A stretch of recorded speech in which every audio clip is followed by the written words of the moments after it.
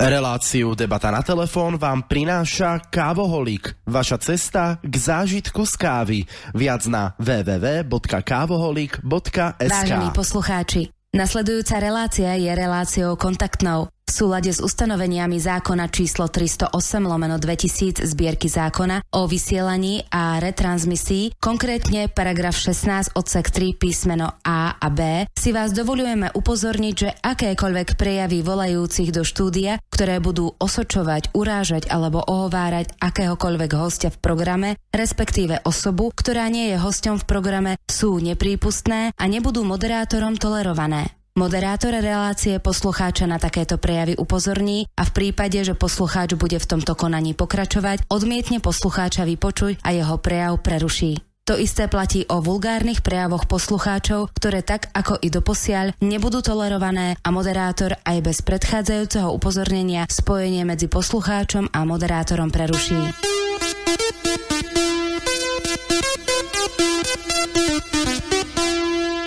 Debata na telefón.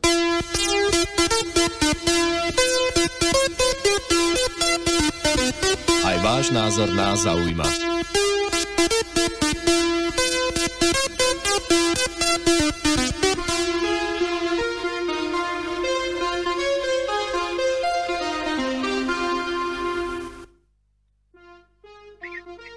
Príjemnú nedeľu všetkým poslucháčom Rádia Frontinus.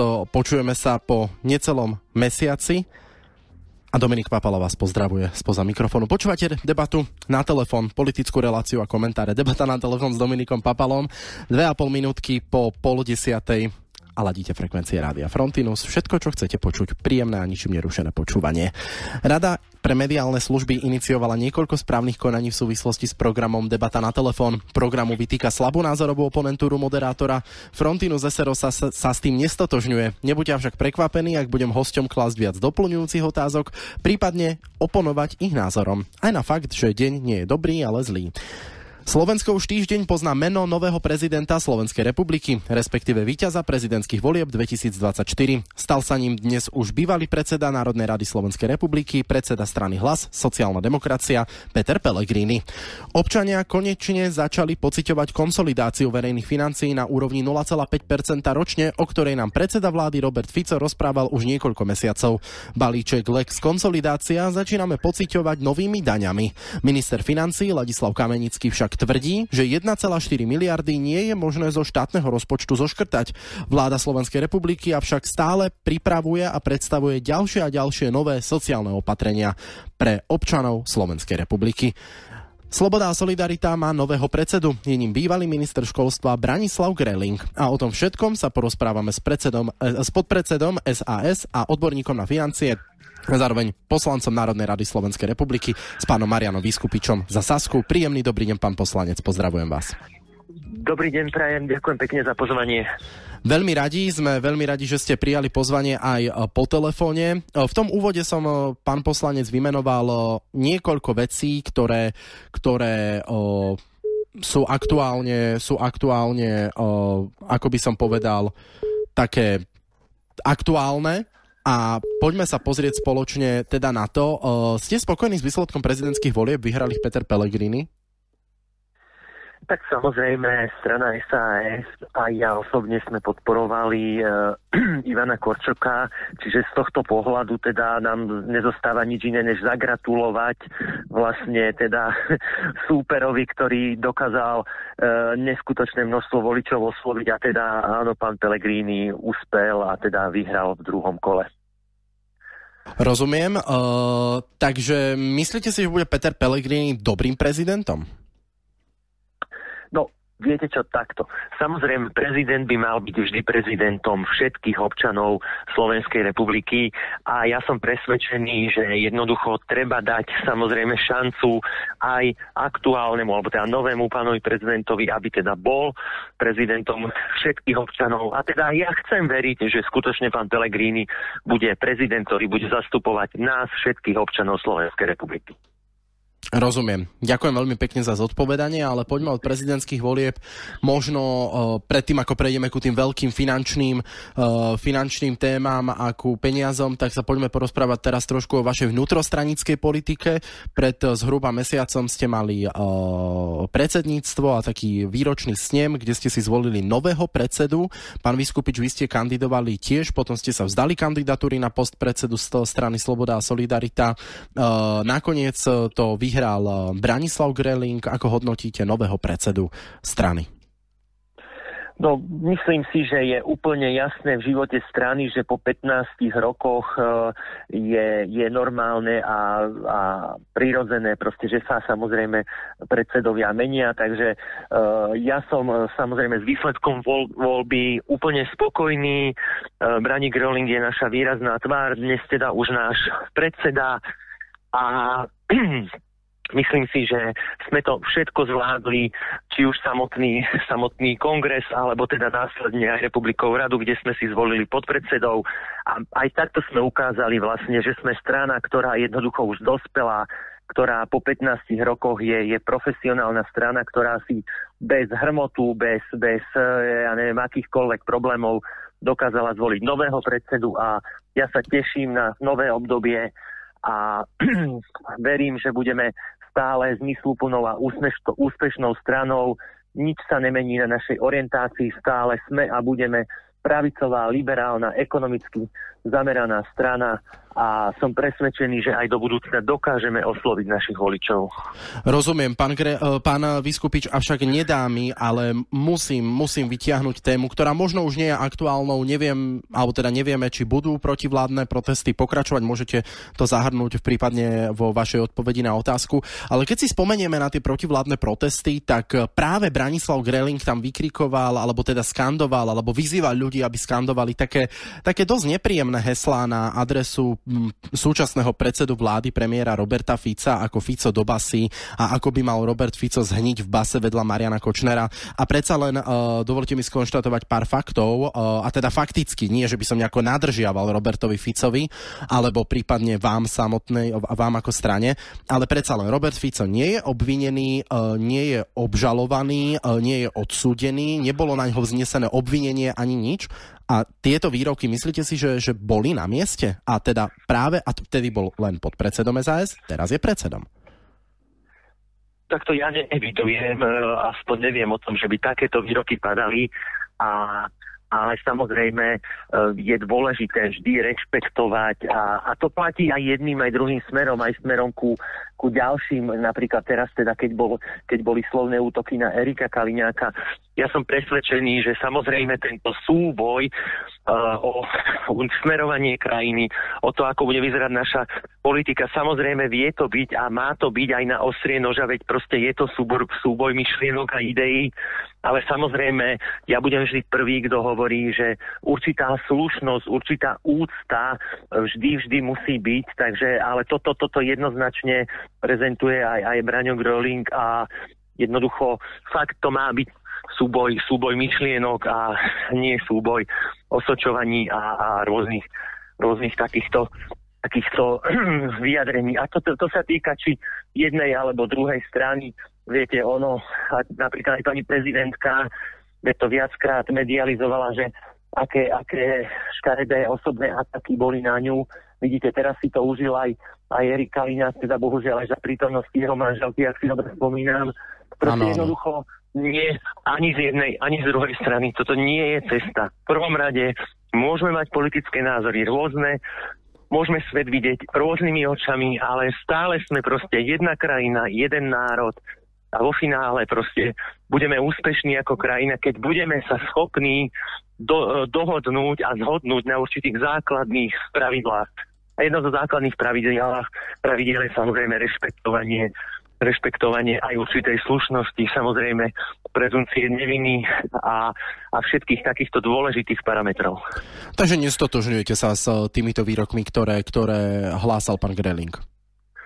Ešte raz, ja neevidujem, že by náš predseda takéto výroky mal, ale generálne sa samozrejme nikdy nestotožňujem ani z jednej, ani z druhej strany na výroky proste, ktoré jednoducho boli takéhoto typu. Rozumiem, pán Vyskupič. Ďakujem pekne za zodpovedanie.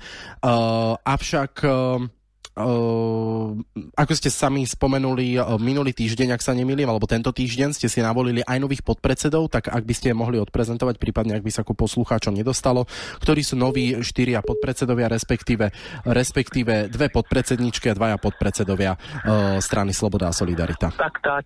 Začnem samozrejme s úctou našimi dievčatami, to znamená stará nová podpredsednička Janka Bito Cigániková, nová podpredsednička Mária Kolíková a potom sme teda 2 podpredsedovia, Juraj Droba a ja. Takže 4 podpredsedovia, z ktorých každý vlastne reprezentujeme jeden zásadný a dôležitý pilier našej politiky a takto to máme akoby rozdelené. Ja sa teda venujem ekonomickým otázkam, verejným financiám, pán Droba sa venuje zahraničnej politike, zároveň ale aj regionálnej politike, keďže je našim županom. Mária Kolíková reprezentuje dôležitý pilier spravodlivosti a Janka Bito Cigániková zdravotníctvo, ale rovnako aj ľudské slobody.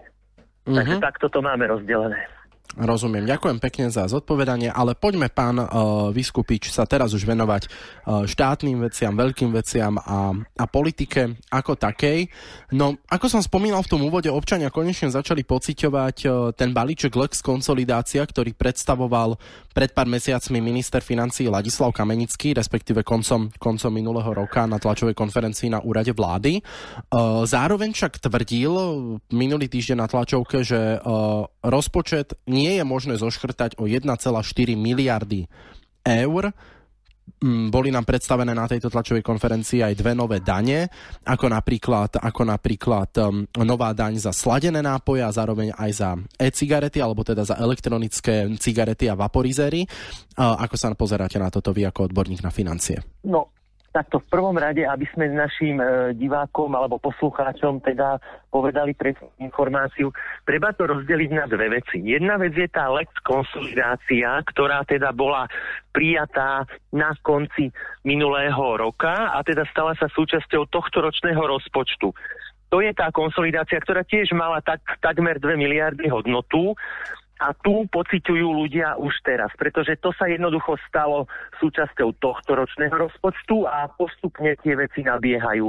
Určite si už všimli ľudia, alebo teda hlavne firmy, zvýšený zdravotný odvod zo 14% na 15%. Takisto napríklad dosť rezonovali zvýšenie poplatkov, rôznych asi 1000 poplatkov, či už je to za vydanie občianskeho preukazu, pasu, rôzne poplatky v oblasti vozidiel. Takže toto sú všetko veci, ktoré vlastne nás už reálne zasahujú teraz. To znamená, všetci občania platíme vyššie poplatky, platí sa, vyšší odvod a rôzne veci. Už všetci fajčeri si už všimli, že platia viacej za cigarety, čiže to je platné v tomto roku.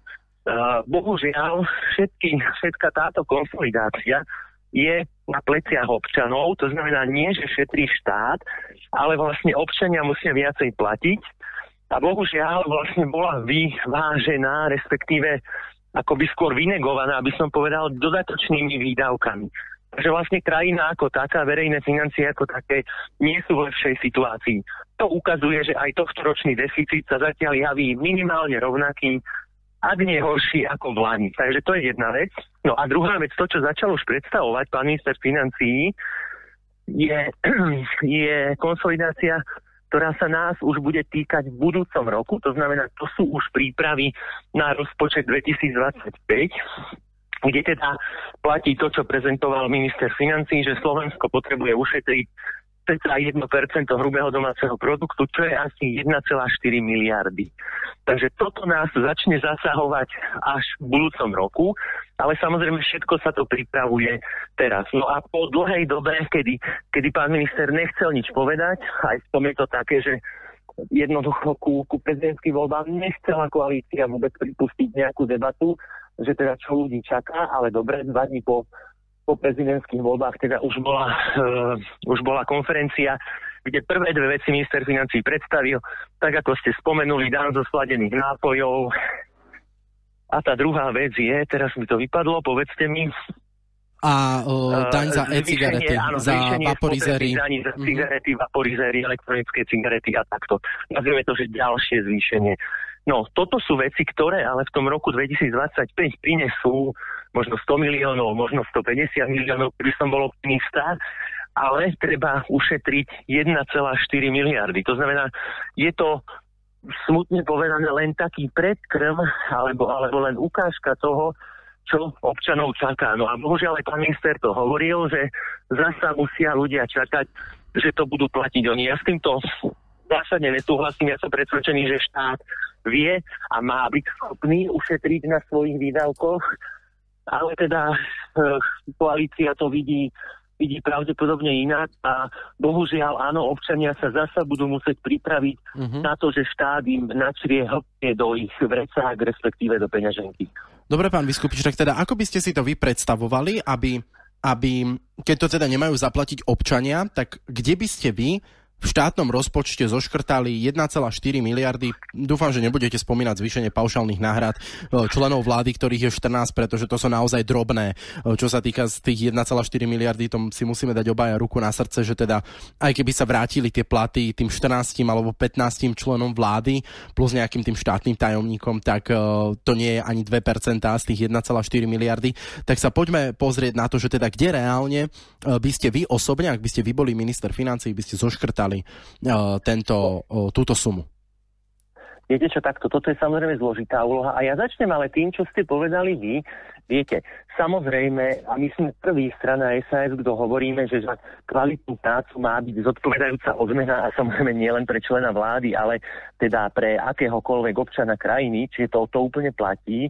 Zároveň ale, a treba to povedať, že to, čo urobila vláda, že si viac menej zdvojnásobila platy, to skutočne je veľmi nefér, lebo občania, viete, občanom sa ordinujú vyššie výdavky a sebe si vláda naordinovala vyššie príjmy. Čo by hovorím, že bolo ešte v podstate aj OK, keby to neurobili tým najnešťastnejším možným spôsobom, a to je zvýšenie paušálnych náhrad. No ale nemohli, prepáčte, že vám do toho vstupujem, pán Viskupič, lebo presne viem, ako budete ďalej pokračovať v tej vete, lebo my dvaja sme už na to pre iné médium robili nie jeden rozhovor a preto sa chcem opýtať, ako si mohli teda tou legálnou cestou, že teda OK, nezvýšili by si paušálne náhrady, ale zvýšili by si mzdu ako takú, alebo teda položku mzda, keď to Igor Matovič zmrazil. Ako si to potom mali zvýšiť? Takto. V prvom rade teda, aby som dopovedal, keď si zvýšite paušálne náhrady, tie sú nezdaňované a nezodvodňované. Čiže necítia naši páni ministri, prípadne štátni tajomníci, že skutočne to odvodové zaťaženie práce je na Slovensku extrémne vysoké. To je jeden z dôvodov našej nekonkurencie schopnosti a to je aj prvá vec, čo ja budem hovoriť, že ako konsolidovať. Viete, konsolidovať je najlepšie tak, že z tých problémov vyrastiete. Hej, napríklad aj teraz aktuálne Portugalsko tiež chce znížiť daň z príjmov právnických osôb z 21 na 15%, tak aby prilákali ďalších investorov a jednoducho, aby sa zväčšila ich ekonomika. Hej, čiže toto je pohľad. No ale tým, že si odvody a dane neplatia naši ministri, tak necítia to, čo cíti každý občan, to, čo cíti každá firma, že ako veľmi je tá cena práce vysoká. No a teraz, že čo s tým? No tak viete, dalo sa to samozrejme spraviť a trvalo by to o niečo dlhšie, než takto, no ale každý zákon dá zmeniť. Na to je parlament, na to má koalícia väčšinu a áno, platy sa dali zvýšiť tak, že by sa muselo zasiahnuť za prvé do zákona o rozpočtovej zodpovednosti a potom samozrejme aj do zákona o platoch ústavných činiteľov, kde by sa tie platy proste nastavili akože že úplne že v súlade, že nazvime to, že s kostolným poriadkom, tak ako sa to robí proste zmenou zákona a nastavením proste transparentných pravidiel. No. Áno, ale teda faktom... to urobila rýchlo a len viete, ono je to také, že ja si pamätám ešte 3/4 roka dozadu, keď proste rozprával či už pán Pellegrini alebo pán Fico, že nie, že keď jednoducho sa nezlepší situácia pre občanov, ani oni si nebudú zvyšovať platy. No zostalo z toho len to A. Ale teda ešte raz, áno, skutočne krajina vie zvládnuť dobre zaplatených ministrov a je to aj cesta, pretože, a to treba jasne povedať, že minister je veľmi náročná úloha, je to proste fakt na úrovni riaditeľa akékoľvek veľkej súkromnej firmy.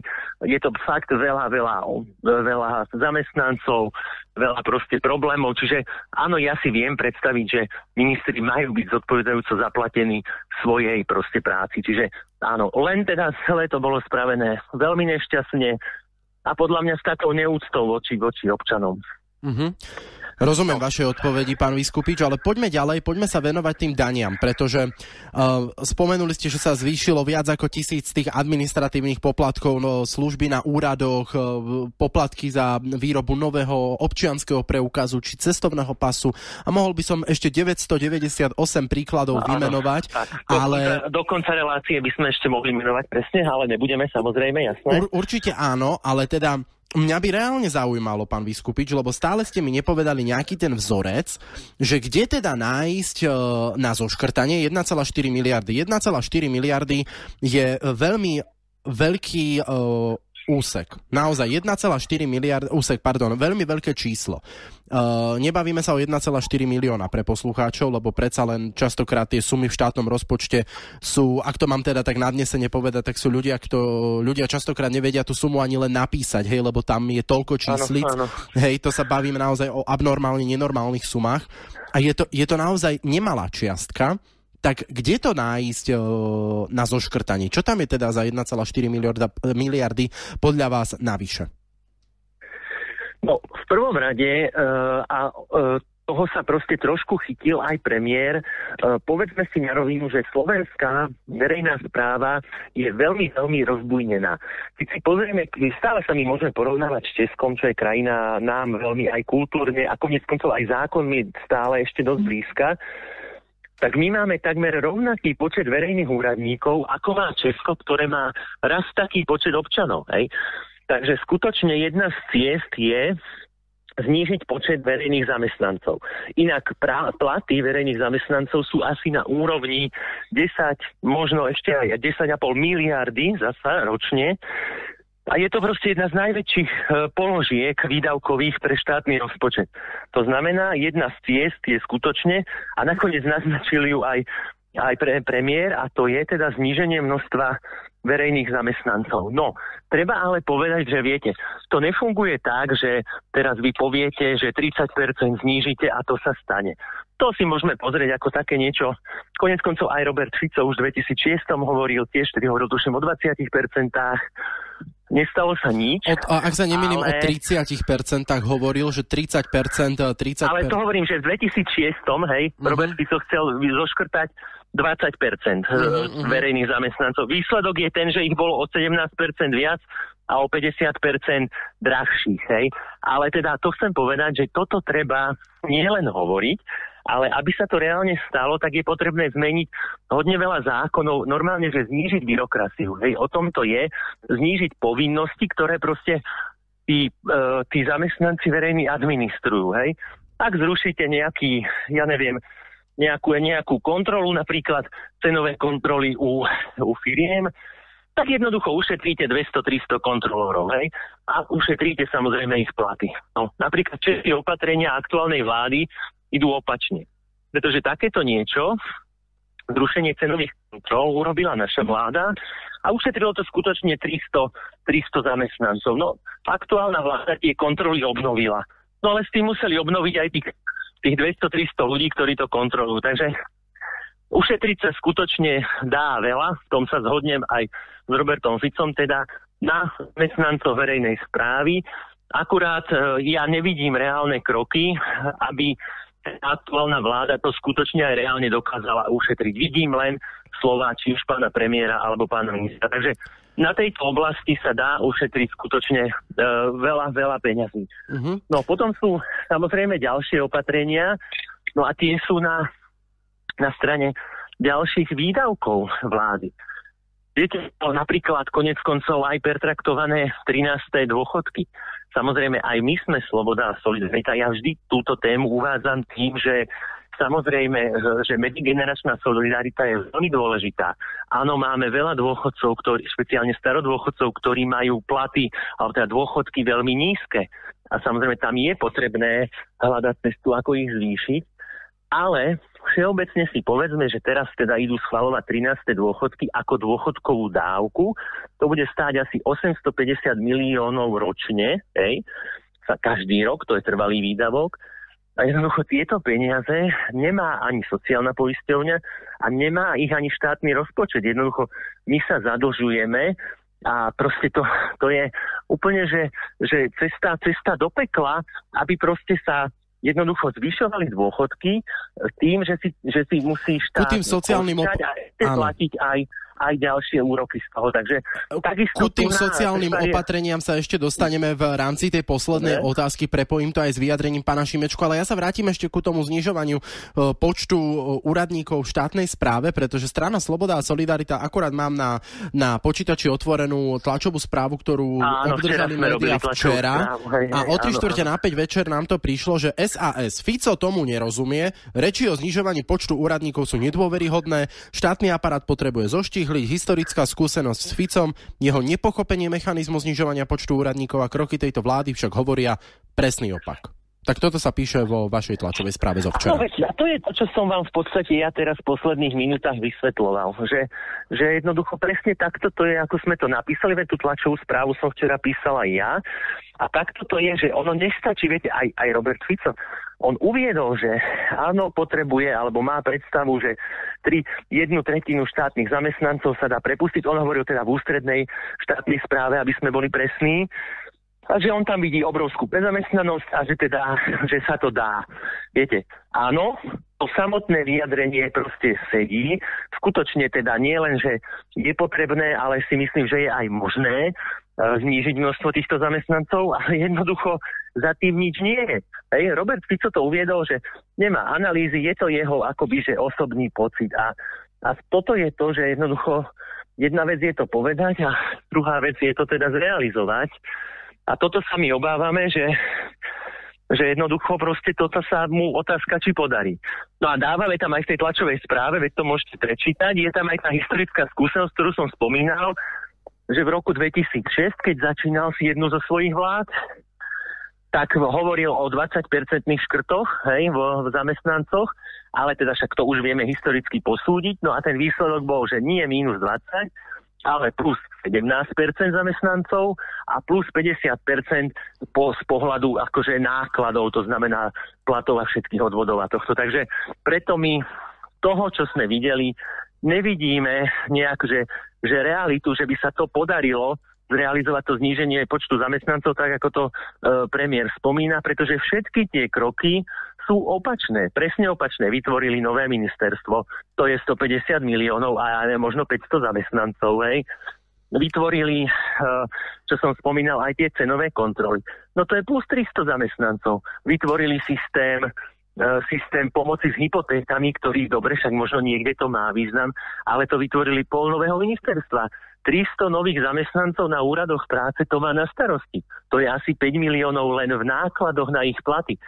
Viete, čiže ono je to také, že tie slová a činy vlády sa rozchádzajú a aj preto sme mali tú našu včerajšiu tlačovú správu, tak ako ste ju citovali a samozrejme si za tým stojím nielen ja, ako teda jeden z autorov, ale aj ako strana, pretože proste takto to vnímame. Pán Viskupič, poďme sa teraz venovať tým sociálnym opatreniam, lebo predsa len je to otázka financií primárne, pretože však každý jeden rezort a každé jedno opatrenie, najmä tie sociálne z rezortu práce, sociálnych vecí a rodiny Erika Tomáša, musí prejsť cez ministerstvo financií a dovolte mi teda, aj po tomto naozaj tých sociálnych opatrení predstavila táto vláda za rekordne krátky čas, rekordne veľké množstvo. Ale aj po tomto všetkom opozícia a najmä Michal Šimečka tvrdí, že vláda nič nerobí a Robert Fico by mal prestať fňukať. Vy sa stotožňujete s výrokom pána predsedu Progresívneho Slovenska? Viete čo, zasa neviem, ako to úplne presne pán Šimečka myslel, nezachytil som, že v akej súvislosti to hovoril, ale tak... Pointa je to, že pán Šimečka tvrdí, že táto vláda nič nerobí. To je to, či fňuká alebo nefňuká, to je nepodstatné, ale...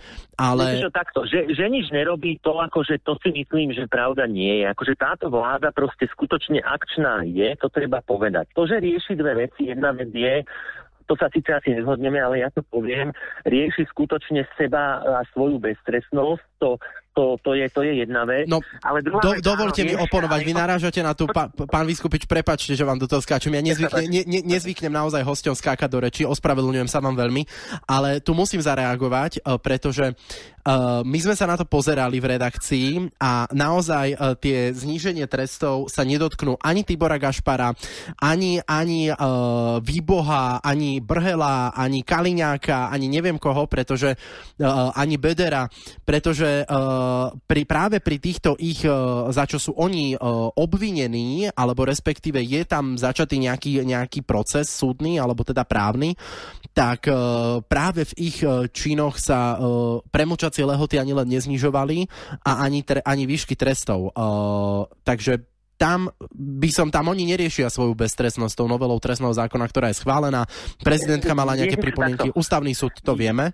Jedna vec je samozrejme, ešte to nie je platné, ale druhá vec je, viete, že ono sa to dobre nedá takto personalizovať len na 2 alebo 3 osoby. Viete, kopu tých korupčných prípadov je spojených samozrejme s teda bývalou, ale aj aktuálnou, myslím, znovu aktuálnou vládnou koalíciou, čiže jednoducho tam je výrazné navrhnuté, keďže to zatiaľ neplatí, navrhnuté výrazné zníženie či už teda tých premlčacích dôb, alebo práve naopak zasa, že zvýšenie hraníc trestných činov, že keď je to väčšia škoda, veľká škoda. Čiže, dobre, to je jedna vec, ale ja si myslím, že toto je jedna téma. Bavme sa proste skôr o tých sociálnych opatreniach.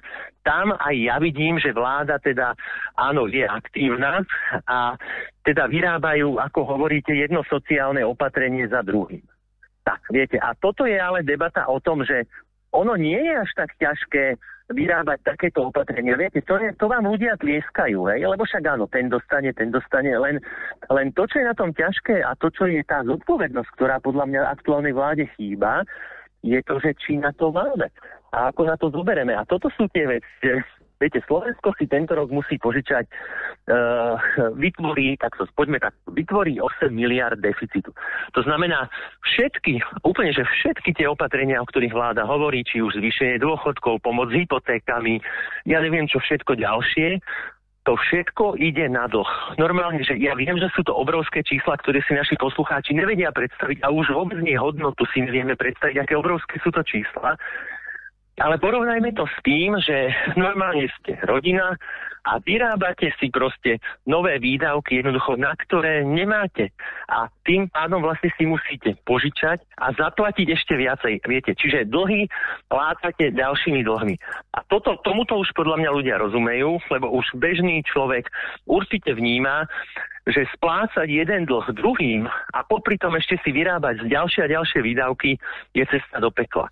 V rodinných financiách tá cesta do pekla je relatívne veľmi rýchla, končí proste exekúciami a čo ja viem čím, ale tá cesta do pekla aj v prípade štátu netrvá 10 ročia. My skutočne, keď budeme takto fungovať, takto proste vyrábať nové výdavky, takto populisticky teda pomáhať občanom, ale zároveň to brať od nich a brať teda z ďalších úverov, jednoducho proste my po tej gréckej ceste kráčame. A ja dlhodobo upozorňujem, ja už aj v predchádzajúcej vláde, ja som aj Igora Matoviča upozorňoval na rozpočtovú nezodpovednosť, lebo, a ja vám to tu na rovinu priznám, ani predchádzajúca vláda nebola rozpočtovo zodpovedná, veď preto sme sa z nej odišli. Takže tuto ja vnímam akože... Presne to bol teraz môj ten protiargument ku vám, že teda čo mi poviete ku tomu, že z dlhu 0,7% sme vzrástli na 7% v priebehu 3 rokov, keď Peter Pellegrini odovzdával v 2020 roku Igorovi Matovičovi štátny dlh na úrovni ani nie 1% a vláda, ktorej ste boli aj vy súčasťou, nakoniec ste z nej odišli, ako ste skonštatovali, však vy osobne ste neboli členom vlády, boli ste poslancom a predsedom výboru, ak sa nemýlim, ale predsa len, pán Vyskupič, aj SAS bola súčasťou vlády, ktorá nás z časti na túto grécku cestu doviedla. Však za 3 roky zadlžiť štát na takmer 80 miliard. No, počkajte, treba si to zasa ujasniť. V prvom rade, takto, ešte raz, súhlasím s tým, že aj predchádzajúca vláda bola rozpočtovo nezodpovedná. Ešte raz to poviem, my sme kvôli tomu odišli. Pamätáte si, že ja som z pozície predsedu finančného výboru x-krát kritizoval či už Eduarda Hegera, alebo teda Igora Matoviča, že proste sa správajú rozpočtovo nezodpovedne. To je jeden fakt. Zároveň ale rozmeňme si to na drobné. Áno, či už Peter Pellegrini alebo Robert Fico opakujú, že deficit v roku 2020 bol plánovaný 0,7%. Takto. To bol tiež propagandistický rozpočet pred voľbami. Ten reálny deficit bol okolo 3%. Keby neboli krízy, ten rozpočet mal deficit 3%. To je jeden fakt, hej. To, že boli krízy, už ako sa s nimi Slovensko vysporiadalo, sa môžeme sporiť, ale krízy nejaké boli a v krízach má štát pomáhať. Úloha štátu je pomáhať v krízach a to keď sa pozrieme, či už zasa to Česko, aj Česku stúpal deficit, lebo teda pomáhalo nielen Slovensko, ale aj Česko, hej. Dalo sa to robiť lepšie, dalo sa to robiť menej plošne, viacej cielene, lacnejšie. Toto všetko ja som hovoril, aj keď som bol súčasťou teda vládnucej koalície, hovorím to aj teraz. Ale jednoducho teda nejaké to navýšenie bolo jednoznačne vyplývajúce zo situácie. Hovorím, či už COVID, alebo teda vojna, alebo inflácia, alebo energetická kríza. To sú krízy, ktoré akože keď sa spojili, tak mali veľký dosah. No. Zároveň ešte opravím jednu vec, že nemôžete, áno, to naše zadlženie sa šplhá k 80 miliardám, ale to sa ráta od roku 93, hej. Čiže to zadlženie sa nedá povedať, že bolo že 80 miliárd za posledné 3 roky, hej. Stúplo výrazne. No, z takmer necelého 1% na takmer 7%. No, dobre, to je z hľadiska rozpočtu, hej. A ešte raz, ono stúplo z cca z 3, hej, lebo ten tých 0,7 alebo toho necelé 1%, ako hovoríte, realita bola, že bola 3. Že bolo 3, stúplo z 3 na 7, čo samozrejme je výrazný nárast. A hovorím ešte raz, ja sa nebudem zastávať bývalej vlády, keďže už vtedy som kritizoval rozpočtovú nezodpovednosť. No ale zároveň treba pozerať ešte jednu vec. Vláda má v krízach pomáhať, nech je akákoľvek pravicová, ľavicová, úradnícka, akákoľvek úloha štátu je pomáhať občanom v krízach, ale rovnako je úloha štátu šetriť v situáciách, keď krízy nemáme, práve za to, aby mohol štát pomáhať, keď krízy budú. A to je teraz aktuálny problém. Viete, že dnes teda nečelíme našťastie žiadnej kríze, proste COVID odišiel, energie sa spamätali, respektíve teda stali sa rozumnými tie ceny. Takže dnes by vlastne vláda mala nie pokračovať v zadlžení, ale šetriť, lebo ja rozumiem kritike aktuálnej vlády, že kritizuje Matoviča, že proste rozhadzoval, ale ja sa potom pýtam, že ten Matovič aspoň rozhadzoval v kríze. Ale prečo pokračuje v rozhadzovaní táto vláda, keď ani len kríza nie je?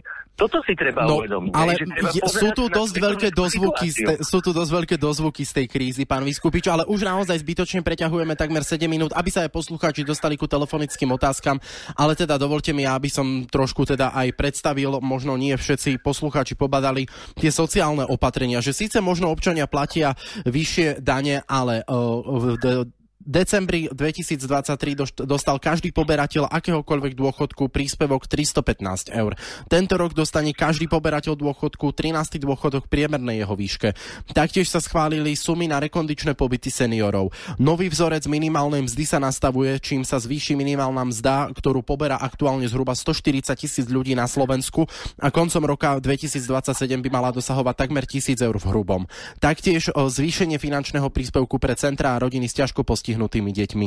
Dvojnásobne sa zvýšil príspevok na opatrovanie na ťažko postihnuté deti a zároveň zvýšenie pomoci pre fyzické osoby po živelných pohromách na 1500 eur na hlavu, respektíve na fyzickú osobu. To sa napríklad týka aj občanov na východnom Slovensku, ktorých postihlo nešťastné zemetrasenie a množstvo ďalších sociálnych opatrení, ktoré rezort práce, sociálnych vecí, rodiny s Erikom Tomášom predstavujú.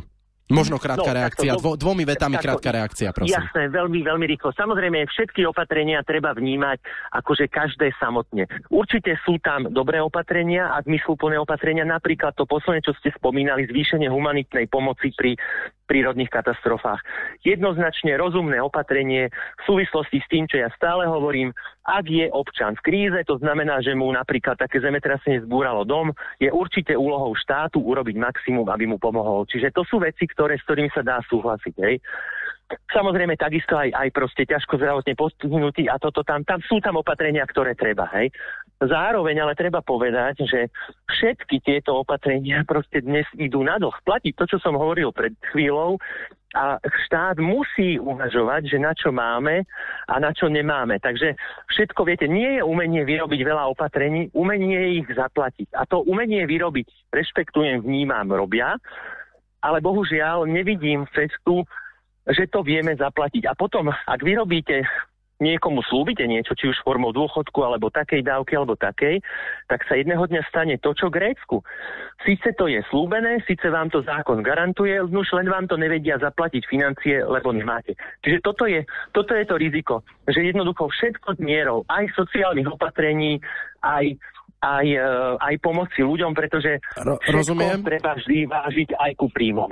Rozumiem, ďakujem veľmi pekne, pán Vyskupič a milí poslucháči. My sa počujeme po veľmi krátkej pesničke a po krátkej hudobnej pauze ideme na vaše telefonáty, ktorým bude taktiež venovaná pol hodina a o pol hodinu skrátime SMS-ky. To znamená, že 30 minút bude venovaných vašim telefonátom a 20 minút SMS-kam a e-mailom. Tak telefonujte 041 76 333 33.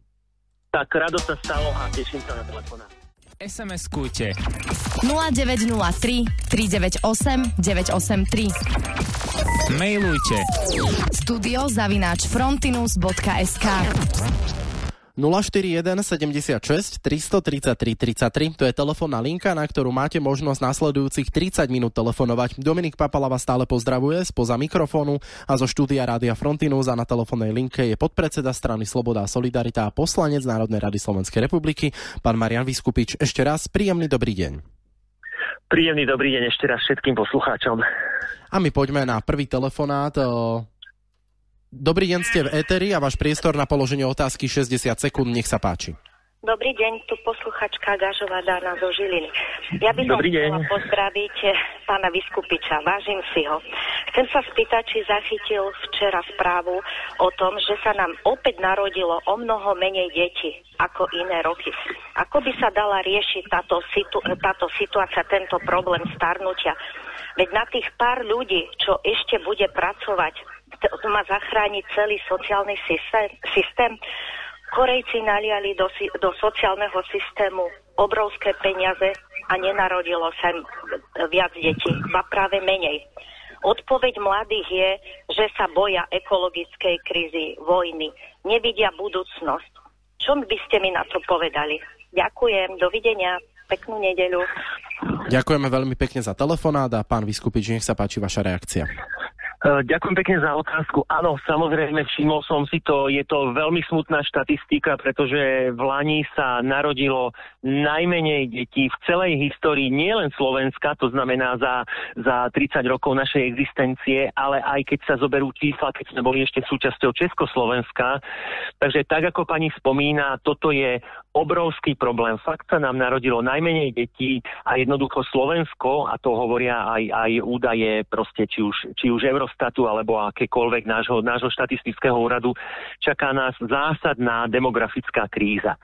No a teraz čo s tým? No samozrejme, treba nejak dosiahnuť, aby sa nám rodilo viac detí a ako aj pani spomínala, ono to jednoducho, bohužiaľ, nie je tak, že sa dá pôrodnosť kúpiť. Štát si to nedokáže. Nedokázalo to ani veľmi bohatá Južná Kórea, ale tú skúsenosť má či Maďarsko, alebo aj Poľská republika a bohužiaľ túto skúsenosť máme už aj my, pretože v posledných rokoch skutočne Matovičová vláda naliala veľa peňazí do rodinnej politiky, ale jednoducho nefunguje to tak. Ľudia sa nenechajú uplatiť a nebudú mať deti len za to, že vám niekto zvýši rodinný prídavok alebo vám dá rodičovský bonus. Toto je fakt overený svetom. Proste presne takto to je, že nefunguje to uplácaním. A to, čo hovorila pani, tiež je úplná pravda, že ľudia potrebujú, aby fungoval štát ako celok. Áno, musí byť aj samozrejme rodinná sociálna politika, musí fungovať školstvo, zdravotníctvo, aj tá ekológia, hlavne ekonomika, ktorá produkuje zdroje.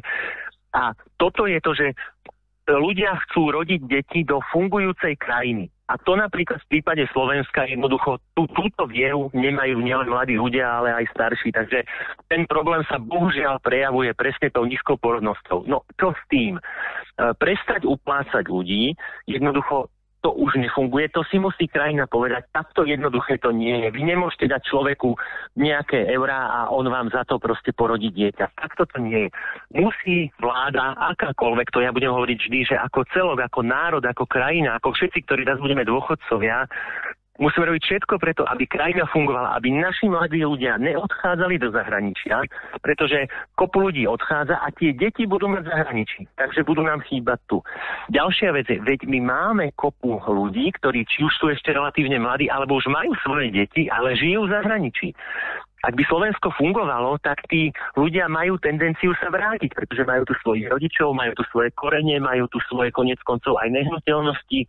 Čiže aj toto by pomohlo vlastne vyriešiť demografickú krízu, keby sa nám vrátili teda ľudia a aj svojimi deťmi, myslíme Slováci. No a potom ďalšia vec je, tak ako to rieši kopu iných krajín, že prečo by sme nemuseli sa snažiť aj o to, aby aj zahraniční ľudia chceli prísť, pracovať a žiť na Slovensku. Normálne slušní, vzdelaní ľudia, či už do IT sektorov alebo do akýchkoľvek iných rozumných odvetví ekonomiky. Čiže, a to je zasa o tom, ak si ľudia aj zo zahraničia budú vnímať, že Slovensko ako krajina funguje, veď sme krásna krajina, proste s príjemným prostredím, stále si myslím, že aj tá príroda je tu dobrá, len teda tá krajina musí fungovať. Takže aj takto by nám mohla vlastne pomôcť aj zahraničie, ak by teda tu prišli žiť ľudia zo zahraničia a samozrejme mali tu aj svoje rodiny a vychovávali tu svoje deti. Čiže skutočne čeliť demografickej kríze je jedna z najťažších úloh dneška a ako aj pani spomínala,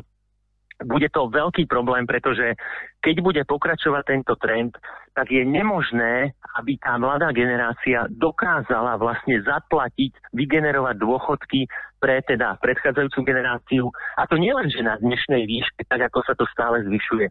Proste, ale ani na výrazne menšej výške. Aj preto je dôležité, aby sa nedeštruoval druhý pilier, ale jednoducho, aby sa práve že posilňoval a aby lepšie fungoval. Čiže aj to je ďalšia z vecí, ktorá to vie vyriešiť, je, aby sa nedeštruoval druhý pilier, čo sa napríklad v konsolidačnom balíčku pre tento rok bohužiaľ stalo, že bolo 5,5% odvodu do druhého piliera, už je len 4. Hej. To je ďalší z dôsledkov a toto ja volám medzigeneračné vyžieranie, pretože problémy naše prenášame na plecia našich detí, našich vnúkov, ktorí sa nevedia brániť. Takže takéto to je a hovorím, tá cesta je, musí fungovať krajina ako celok, musí byť Slovensko príjemné miesto pre život pre Slovákov, pre Slovákov v zahraničí a takisto aj zahraničných ľudí, ktorí tu mohli pracovať a žiť. Najťažšia úloha dneška s prehľadom, bohužiaľ takto to je najťažšia úloha a nemá to ani lacné, ani populistické, ani rýchle riešenia. Ďakujem za rozsiahlu odpoveď 041 76 333 33 a ďalší poslucháč v éteri. Dobrý deň. Nech sa páči, váš priestor 60 sekúnd. Zdravím vás srdečne. Aj vášho hostia, síce ho nemusím. Ja by som, pán Viskupič, ako vy ste úplný, ja neviem, asi vizionár a misionár. Vy asi nežijete v tomto svete. Keď útočíte na verejnú správu, tak rozlišujte, či je vyššia alebo nižšia a pozrite si, aké platy sú v nižšej verejnej správe tabulkové za Franca Koňa s prepáčením za výraz a koľko tí ľudia tam pracujú, za 2, za 3. To je za prvé. Za druhé, a keď ste takí spravodliví, aj vy ste sa podielali na tom zdevastovaní tých finančných prostriedkov tohto štátu, kedy budú súdiť Sasku a vášho bývalého predsedu strany, ktorý prehajdákal peniaze v Dubaji? Nič sa nedeje. A čo sa týka vás, opozície, vy by ste mali byť konštruktívni, vy nič nerobíte, len rýpete. U mňa, aby v tomto štáte sa niečo zmenilo, 10 rokov sme tu len v krčoch a zmetku, tu musí dojsť k spoločenskému uvoľneniu a do funkcií by mali prísť vysoko kvalifikovaní ľudia bez ohľadu aj na stranické trička. Ale ďakujeme to, čo vy robíte, ste štátu nepomohli. Ďakujeme Pekný deň, pán Papala, vám držím palce, super. Ďakujeme pekne, všetko dobré, minútka ubehla a pán Viskupič, nech sa páči, váš priestor na odpoveď a na reakciu. Ďakujem pekne, no myslím, že to bolo skôr akoby tvrdenie ako otázka, ale rozumiem takto. V prvom rade, samozrejme, čo sa týka, a to som už povedal, verejnej správy, nedá sa len škrtať ľudí. Musíte škrtať aj povinnosti, musíte škrtať aj tú byrokraciu. Ja rozumiem, že a v tom je, a to sme my proste aj včera teda tomu premiérovi povedali, viete, vy nemôžete nechať rovnaké množstvo povinností a škrtnúť každého tretieho zamestnanca. To sa potom stane to, čo pani hovorí, že jednoducho tých povinností je veľa. Tu treba zákonne škrtnúť povinnosti a potom je zamestnanec akoby zbytočný, pretože ste mu škrtli prácu a môže prejsť do výkonnej časti ekonomiky. Hej, to je to správne vlastne, ako sa znižuje byrokracia v štáte, ako sa štát robí efektívnejší. To je jedna vec. To, čo sa týka platov, samozrejme, verejná správa je obrovský široký pojem. Áno, skladá sa z ústrednej štátnej správy, kde sú tie platy teda veľmi dobré a teda vysoké. Zároveň, viete, verejný zamestnanec je aj pani kuchárka v škôlke. A tam, akože teda neviem, že kto vníma, a teda ja viem, koľko pani kuchárky zarábajú, ja mám dieťa v škôlke a ja sa s nimi dosť často bavím. No minimálnu mzdu. Sa bavíme, častokrát ešte pod minimálnu mzdu. No, lebo tabuľka, no áno. No, tam sa samozrejme bavíme o tom, že tam je to akože desivé, hej, a to samozrejme treba takto rozdeľovať, hej, že nikto nemôže hovoriť o tom, že teda pani kuchárky by mali zarábať menej. Nie, tie by mali zarábať práve že viac, aby teda vôbec to varenie fungovalo, aby to robili proste kvalifikovaní ľudia a aby tie naše deti jedli čo najzdravšiu stravu. Takže samozrejme, keď sa bavíme o verejnej správe, treba to extrémne rozlišovať.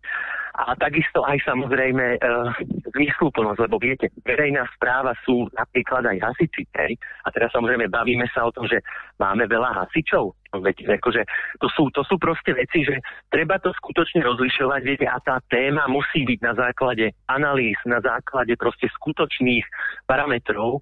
A tu napríklad ja aj pochválim vládu, teraz budeme mať v parlamente zákon, ktorý vytvára register zamestnancov verejného sektora.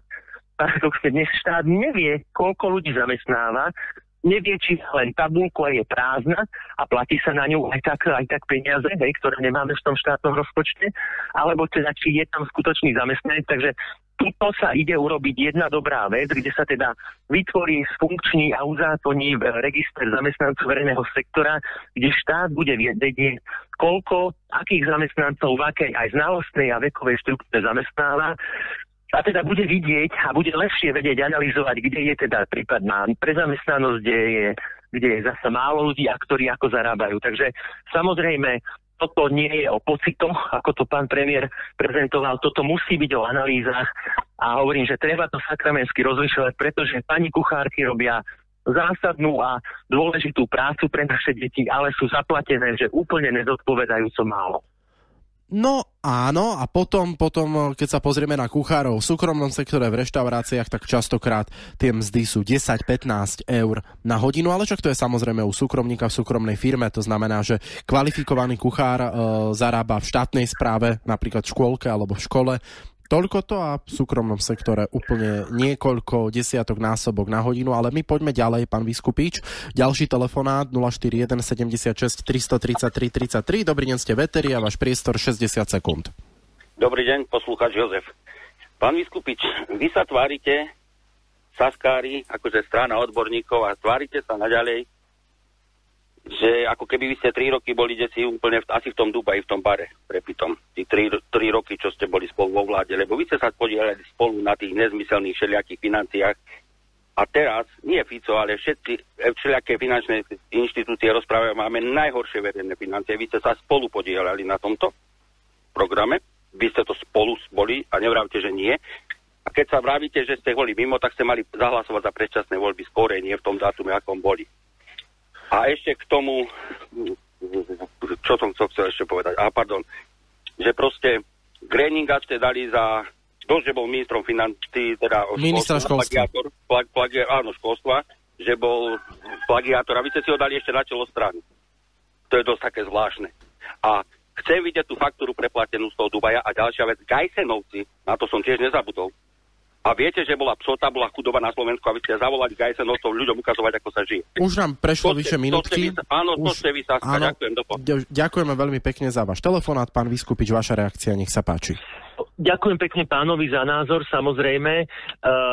s čím súhlasím, je určite to, že, a to nehovoríme my, to hovorí skutočne Európska únia, to hovorí proste Medzinárodný menový fond, slovenské verejné financie sú na tom veľmi zle, špeciálne tie dlhodobé, to znamená dlhodobý horizont.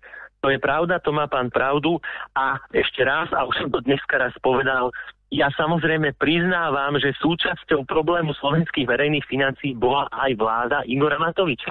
Áno, veď ja som to celý čas kritizoval, my sme teda, to si asi pán všimol, my sme nemali ministerstvo financií a jednoducho my sme vo finále ešte raz odišli kvôli rozpočtovej nezodpovednosti, ja to poviem na rovinu, kvôli rozhadzovaniu Igora Matoviča, či to bola proste lotéria, táto covidová, alebo ďalšie veci, proste jednoducho nie je umenie rozhadzovať, umenie je tie peniaze nájsť. Takže áno, verejné financie sa zhoršili aj počas fungovania vlády Igora Matoviča a ešte raz poviem, my sme z toho dôvodu odišli. Či sme mohli odísť skôr, to je samozrejme na zváženie, či mohli byť voľby skôr, je takisto na zváženie. Viete, voľby boli v čase, kedy sa na tom dokázalo zhodnúť 90, myslím, to bolo tuším presne, alebo 91 poslancov, čo je teda potrebné kvórum na teda vyhlásenie volieb. Takže takto. A hovorím, že ja vnímam samozrejme pána, však teda robíme aj my chyby. Takisto Saska, my sme strana odborníkov, snažíme sa robiť veci odborne, ale samozrejme robíme chyby aj my. A áno, nesieme si ani za ne aj zodpovednosť a samozrejme proste nikto nie je neomylný. Poslednú vec ešte k pánovi poviem, ja som v Dubaji nebol posledných asi 9 rokov, tak asi toľko ešte k tej téme. Tak, ďakujeme veľmi pekne. A 041 76 333 33, pekný deň, ste v éteri a váš priestor 60 sekúnd. Nech sa páči, môžete ho využiť. Dobrý deň, prajem, pekne vás vítam. Ja by som sa chcela opýtať, pán Viskupič, vy ste také chodiace číslo. Občan sa z čísel ale nenaje. Veď vy ste mali znak, hovoríte, že je to zákony byrokracie, ale ste mali možnosť, bývala vaša vláda, väčšinou vo vláde, tak ste tie zákony mohli zmeniť. A hovoríte veľké výdavky. Kde dal Matovič 20 miliard eur? Chválite Grenlinga do nebieš. Čo taký holič alias kaderník môže viesť Sasku? Čo poviete na prezidentku, ktorá s Rizmanom chodí sa lúčiť po európskych prezidentoch, čo to ani jeden prezident nerobil. Ona využíva ešte tieto peniaze, ktoré tu nemáme, štátnymi lietadlami. Kolíková, ex-ministerka spravodlivosti, mala by sedieť v base. Veď pri tejto ex-ministerke zomreli 2 ľudia. Chodí si po slobode ako Venuša, mala by odstúpiť a ísť do zabudnutia. O Šulíkove sme hovorili. Ďakujem veľmi pekne, už minútka ubehla. No, ďakujem. Opäť o týždeň, ďakujeme veľmi pekne, pán Viskupič. Keď už pani posluchačka spomínala aj vládny špeciál a prezidentku, nedá mi, aby som nespomenul. Dal to Milan Uhrík na svoju sociálnu sieť, jeho video mi vyskočilo takú zaujímavú úvahu, Milan Uhrík z Republiky, europoslanec, že v deň, keď jej excelencia Zuzana Čaputová, pani prezidentka, bola v Bruseli na návšteve, tak čírou náhodou s ňou, alebo teda to nevieme, či s ňou, ale čírou náhodou vtedy boli na exkurzii v rámci teda evidentne kampane skrz v prospech progresívneho Slovenska. Hovorím, domnievam sa, je to zároveň domnienka, ktorú vyjadril aj Milan Uhrík. Ja to iba interpretujem. Ďalej, bola aj partia influencerov, bol tam dokonca jeden modný návrhár, moderátorka, herečka, Váčková, Tormová a tak ďalej a tak ďalej. A teda pýta sa Milan Uhrík, že teda ponajskôr leteli vládnym špeciálom s jej excelenciou Zuzanou Čaputovou. Aký je možno váš pohľad na toto? Aby som teda možno doplnil tú otázku posluchačky. No, viete čo, na toto samozrejme neviem odpovedať. Nezachytil som túto tému a už samozrejme vôbec neviem, že ako tam teda sa dostali, že či teda to bolo s pani prezidentkou alebo nejak inak. Toto neviem na toto reagovať a úprimne to hovorím. Ale keby to aj tak bolo, pán Viskupič, influenceri, aby aby lietali, a to je jedno, či s prezidentkou, s predsedom parlamentu alebo s ministrom vnútra, vládnym špeciálom.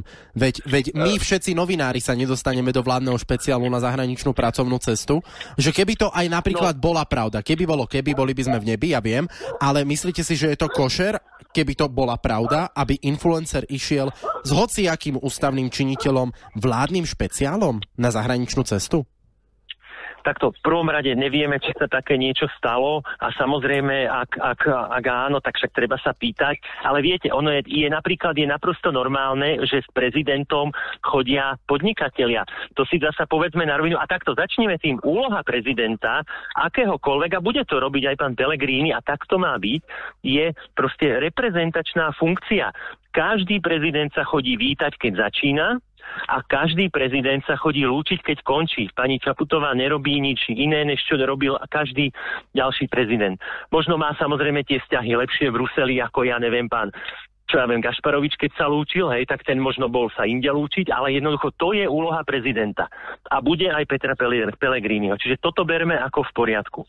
No a teraz sa poďme baviť. Akože ja som úplne napríklad v OK s tým, ak v prezidentskom špeciále, keď ide prezident na návštevu nejakej krajiny, ide aj podnikateľská delegácia. Jednoducho úloha prezidenta je aj toto. Otvárať dvere slovenským podnikateľom, otvárať dvere novým obchodom, otvárať dvere proste novej situácii v ekonomike. Vo všetkej úcte Zuzana Váčková a Kristína Farkašová-Tormová a návrhár, ktorého menovať nebudem, ja rozumiem, že podnikatelia, to sme napríklad mohli vidieť na zahraničnej pracovnej ceste v Indii, ktorá bola 2 alebo 3 mesiace dozadu a minister, alebo teda šéf diplomácie Juraj Blanár zobral so sebou 22 podnikateľov, respektíve predstaviteľov podnikateľských subjektov. Ja to absolútne rešpektujem. To je jeho úloha. To bolo košer. Diplomácia je rovnako dôležitá úloha, ako robiť aj politickú diplomáciu. Určite, ale predsa len herečka a influencerka.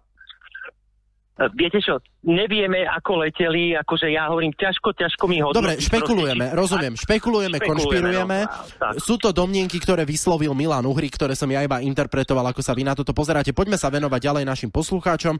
Dobrý deň, ste v éteri a váš priestor 60 sekúnd. Dobrý deň. Počkajte, dám si rádio. Dám si tišie rádio. Áno, nech sa páči, stopnem vám čas. Pán Viskupič, ako hodnotíte správanie sa novozvoleného prezidenta, čo nepozná zákon, že po zvolení stráca mandát poslanca a že 2 dní pred moratórium nemôžu už príjmať žiadne dary? Prečo nemal transparentný účet a na čo je dobre sa takto správať? Je to demonstrácia sily, že keď vyhráš voľby, môže všetko? Ďalšie, konsolidácii pomôže to, že sa vlastne znížil príplatky na pomôcky pri inkontinencii zo 14,77 € na 5 €. A ešte prečo nepoviete všetkým, čo vravia, že ste 3,5 roka boli vo vlade, keď to nie je pravda, bolo to 2 roky a 5 mesiacov. Ďakujem. Ďakujeme veľmi pekne. Ja by som len doplnil, že strana Hlas sociálna demokracia zaujala stanovisko, že uvedomuje si, že porušila zákon z hľadiska prijatia 250 000 € na transparentný účet a je pripravená zaplatiť pokutu, ktorá bude vyrúbená ministerstvom vnútra a štátnou komisiou pre voľby. To znamená, že toto strana Hlas odkomunikovala, tak ja iba fakticky doplním aj pána Viskupiča a teraz pán Viskupič, váš priestor na reakciu, nech sa páči. Ďakujem pekne, áno, začnem tým a už ale som to povedal asi 5-krát tejto relácii. Skutočne my sme neboli 3,5 roka vo vláde, boli sme cca 2,5 roka a odišli sme práve kvôli rozpočtovej nezodpovednosti, pretože jednoducho tak sa riadiť krajina nedala, ako to robil Igor Matovič. To je jeden fakt. No, k pánovi prezidentovi. No, ja rešpektujem vôľu občanov, ale poviem, jak je, že trošku, alebo hodne ma mrzí to, že vlastne občania proste nereflektovali na toto, že proste nevadili im tie rôzne pochybenia Petra Pellegriniho, či už počas kampane, alebo aj tie, čo sa ukázali po nej, že jednoducho nerešpektoval pravidlá. A to sa môžeme presne tak, jedna vec je baviť sa o tom rozhovore v maďarskej televízii, lebo áno, Maďari proste nemajú moratórium, ale de facto všetci vieme, že to bolo porušenie, pretože sa tú maďarskú televíziu pozerá pol južného Slovenska. To je jedna vec. zároveň, akože ja fakt považujem za, ale že veľkú chybu, že pán, už teda znovozvolený prezident, nevie, že vlastne zvolením za prezidenta stráca mandát poslanca. Toto je, alebo stráca, proste už sa neuplatňuje. Toto je akože veľká neznalosť ústavy, ktorú by si nemal dovoliť. Hej. No a potom samozrejme aj čo sa týka tej platby na účet. To je jasné porušenie zákona a viete, ono je to také, no tak áno, strana Hlas má teda asi financií hodne, zaplatí pokutu, tým zasa de jure vlastne si splnia svoju sankciu, ale viete, de facto je to obrovský problém. Čo to ukazuje vlastne toto národu? Že áno, môžete porušovať zákony, koľko chcete, keď máte dosť peňazí, zaplatíte sankciu a idete ďalej. No tak, ale pán Viskupič, ale takto v právnom štáte funguje, tak dôjde k porušeniu zákona. Ja som minule dostal pokutu, išiel som rýchlo, lebo som sa ponáhľal a tak ako aj minister vnútra si dovolím povedať, že zákon platí pre všetkých. Ako novinár som sa ponáhľal na natáčanie reportáže na vystúpenie Petra Pellegriniho v Novom Meste nad Váhom medzi prvým a druhým kolom prezidentských volieb, deň pred začatím moratória pred druhým kolom. Ponáhľal som sa po diaľnici D1, valil som asi 160 za vládnymi limuzínami, odstavili ma policajti, namerali ma, dali mi pokutu a aj som im povedal argument, že som novinár, ponáhľam sa hore dole na tento meeting, povedali mi však, ale zákon platí pre každého. Normálne mi dali pokutu, ja som porušil zákon, ja som pokutu zaplatil. Takže takto to ale v právnom štáte funguje. Strana Hlas porušila zákon, to je pravda, a zároveň povedala, že je pripravená zaplatiť pokutu. No, viete, a toto mňa trošku mrzí, že však áno, je to tak, ja hovorím, de jure vlastne si tú sankciu splnia a sú OK zákony. No, hovorím, mňa trošku mrzí, že toto nevadí o väčšine občanov Slovenska. Hovorím, ja rešpektujem, pretože občania zvolili prezidenta, ja teda rešpektujem zvoleného prezidenta a verím, že bude dobrý, aj to som už dnes povedal. Ale zároveň proste mňa mrzí, lebo viete, ešte stále si môžete vybrať medzi teda jedným kandidátom, ktorý teda ten zákon neporušoval a tým pádom nemusel plniť akože sankcie, alebo tým druhým, ktorý teda bolo viacero porušení. Lebo viete, ono toto akože ukazuje niečo a to mrzuté je, že väčšine Slovenska proste toto nevadí, že väčšine Slovenska nevadila tá netransparentná kampaň. Väčšine Slovenska bohužiaľ nevadilo, že nebolo vidieť, koľko a akých financií bolo použité na kampaň pána Pellegriniho. No toto je to smutné na tom. Samozrejme, voľby boli platné, voľby boli férové, voľby boli demokratické. Občania povedali, že im to nevadí a zvolili si kandidáta s takýmito problémami v kampani. No, je to smutné, ja na to môžem takto upozorňovať a môžeme robiť do budúcna všetko preto, aby citlivosť ľudí na porušovanie zákona, i keď je nasledované naplnením sankcie, boli proste citlivejší a hľadali politika, ktorý nie že poruší a splní si sankciu, ale ktorý neporuší. Hej? To je kľúčové. Tak, poďme ku ďalšiemu telefonátu, už poslednému, alebo teda jednému z posledných telefonátov dnešnej diskuzie. Dobrý deň, ste Veteri a váš priestor na položenie otázky 60 sekúnd. Dobrý deň, prajem aj vám, aj pánu Viskupičovi. Viete, z tej Sasky je on taký najnormálnejší, by som povedala, najpriateľnejší, lebo pani Cigániková s Kolíkovou, to je otraz aj tie debaty pozerať, to svedčí o tej úbohosti, čo sa týka rozmýšľania. Ale čo by som chcela povedať? Na čo sú v parlamente asistenti? Na čo je, keď skončí prezident, tak ešte dostáva plat aký vysoký, potom mu dajú ochranku, mobily, auto a neviem čo. A tu na dnešnej dobe je každý človek ohrozený. Dobre, na 3 mesiace, hej, kým ľudia zabudnú, že čo kto narobil. Ale kvôli čomu je to? Veď to by mali zrušiť vôbec ten prezidentský úrad a mali by sme byť na prvom mieste, čo to preukáže okolitému svetu, že bez toho sa dá fungovať. Však tam je poradcov toľko, ten prezident ako pani Čaputová, čo tá urobila pre nás. Je to katastrofa, hovorím. V takýchto len politici sa vyhovárajú na ústavu, na neviem čo. Však všetko sa dá zmeniť aj v človeku, keď je ochorie, dá sa vymeniť všeličo. Tak prečo by sa nemohlo aj v tej ústave, čo je ozaj hodnotné pre človeka. Ďakujeme pekne, vyše minútky ubehlo. Všetko dobré, peknú nedeľu vám želáme z frekvencií Rádia Frontinus. Pán Viskupič, nech sa páči vaša reakcia. Tak teda prezident by nemal mať ochránku a prezidentský dôchodok. Samozrejme, tieto benefity mu zanikajú. Ja iba podotknem fakticky, ako náhle začne vykazovať príjmy a bude zamestnaný alebo začne vykonávať nejakú podnikateľskú činnosť. Ak sa nemýlim, tak mu zaniká nárok aj na ochránku, alebo teda osobné. To je vlastne svojím spôsobom iba šofér, aby som to upresnil. Má vládnu limuzínu s jedným človekom, ktorý je šofér a ochránka dokopy. To znamená, že jeden chlap, jedna ochránka a výška prezidentského platu sa rovná aktuálnej výške platu poslanca Národnej rady Slovenskej republiky. Ale nech sa páči, doplní ma pán Viskupič. Ďakujem pekne. Prvé ďakujem teda pani za milé slova na moju adresu, ale poďme k prezidentovi. No, takto.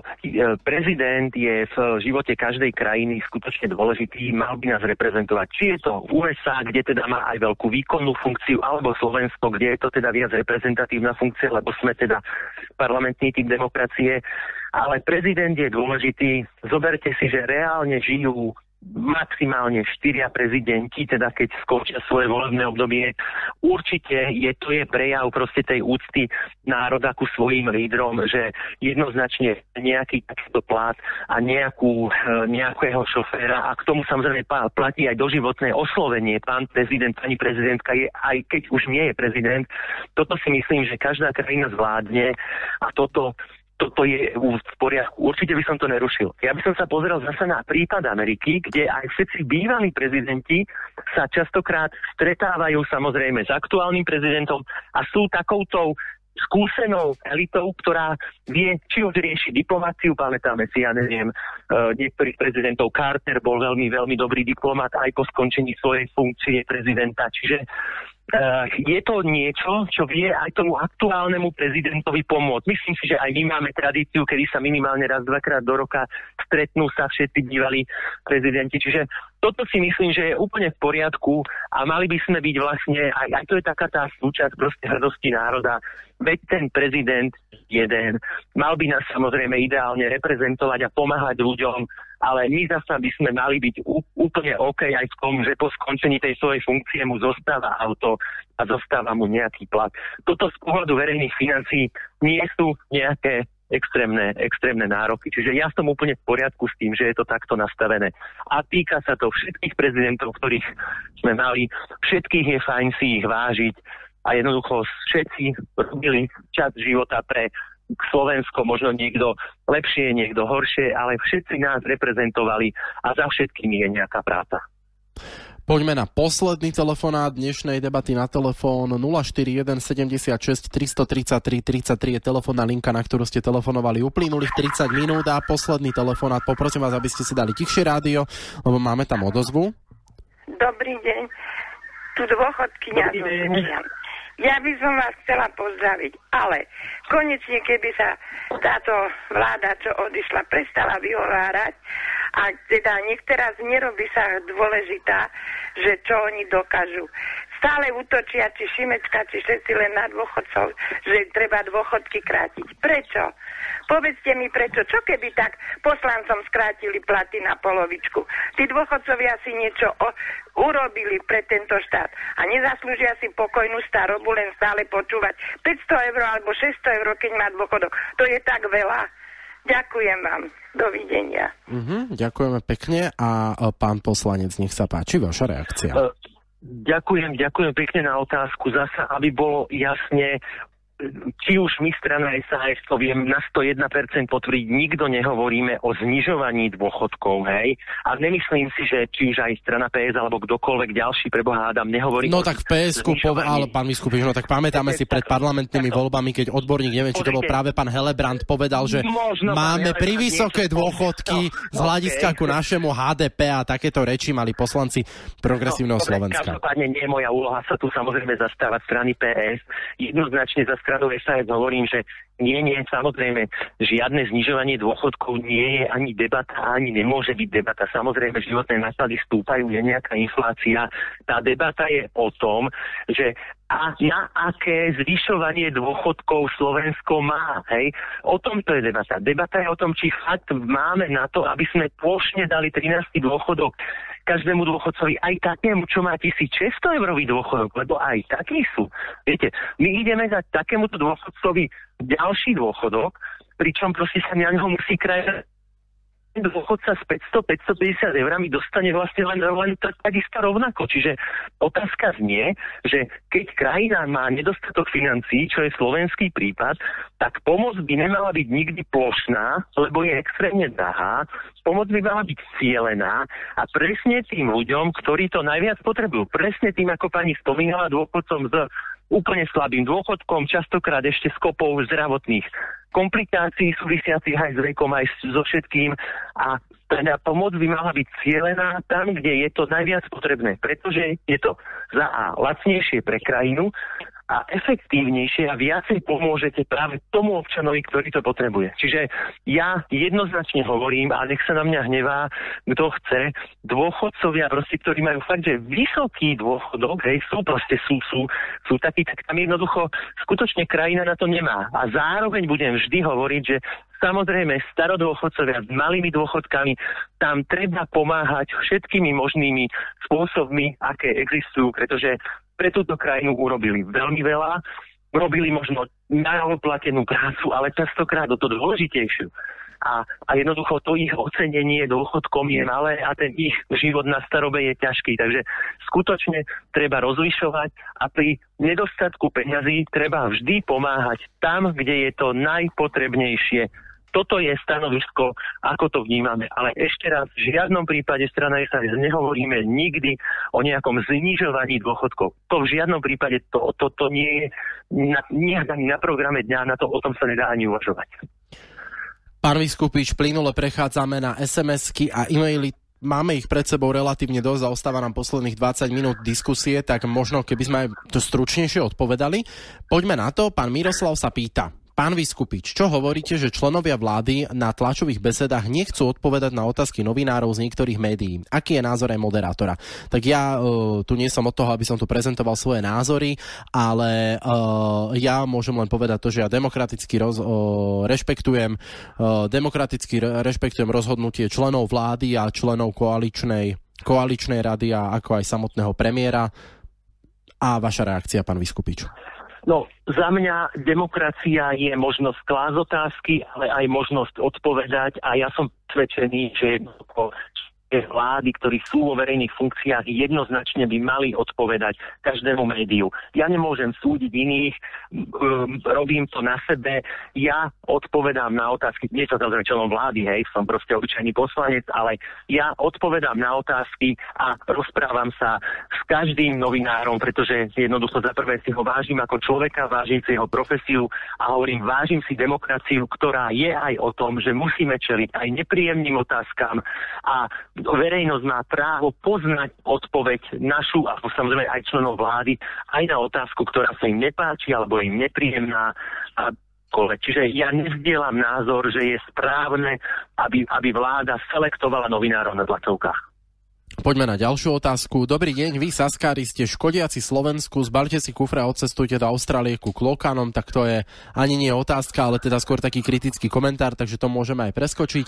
Ale teda z hľadiska tým, že necenzurujeme otázky, tak som to prečítal, pokiaľ nie sú vulgárne a urážlivé. Pán Viskupič, je potrebné príjmať ústavný zákon ohľadom premnoženého medveďa hnedého? Prečo to nemôže byť zákon, na ktorý je potrebná len nadpolovičná väčšina? Nech sa páči. V prvom rade treba jasne povedať, že problém s premnoženým medvedom hnedým existuje. To je reálny fakt. Každý, kto žije v regiónoch, tak proste o tom vie a vníma to takto. Čiže riešiť to treba. Na druhej strane nemyslím si, že teda riešenie problému s medvedom hnedým patrí do ústavy, respektíve do ústavného zákona.